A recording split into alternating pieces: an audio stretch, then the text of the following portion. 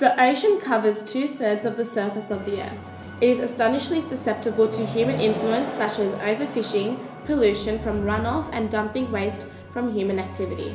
This pollution can have stern economic and health impacts by killing marine life and damaging habitats and ecosystems.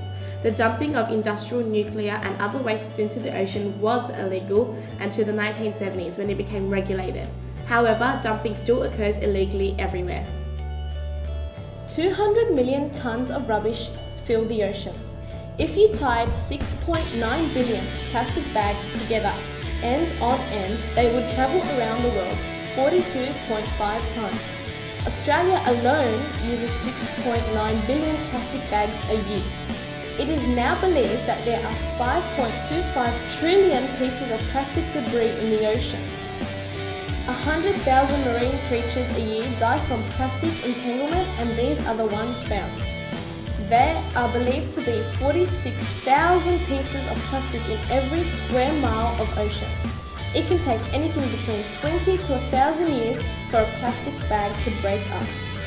Worldwide, 13,000 to 15,000 pieces of plastic are dumped into the ocean every day. At least 2/3 of the world's fish stocks are suffering from plastic ingestion. Scientists have identified 200 areas declared as dead zones where no life organisms can now grow.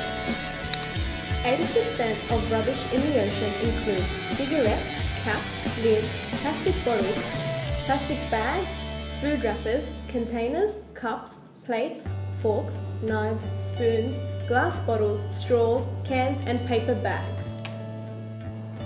Australia controls the deliberate loading and dumping of waste at sea under the Environment Protection Sea Dumping Act 1981. The Act was passed to fulfil Australia's international accountabilities under the London Convention 1972 and has been edited to implement the 1996 Protocol to the London Convention, which Australia ratified in 2001. Under the protocol, Australia is obliged to forbid ocean dumping of waste materials considered too harmful to the marine environment and control the permitted dumping of waste at sea to certify the environmental influence is minimised.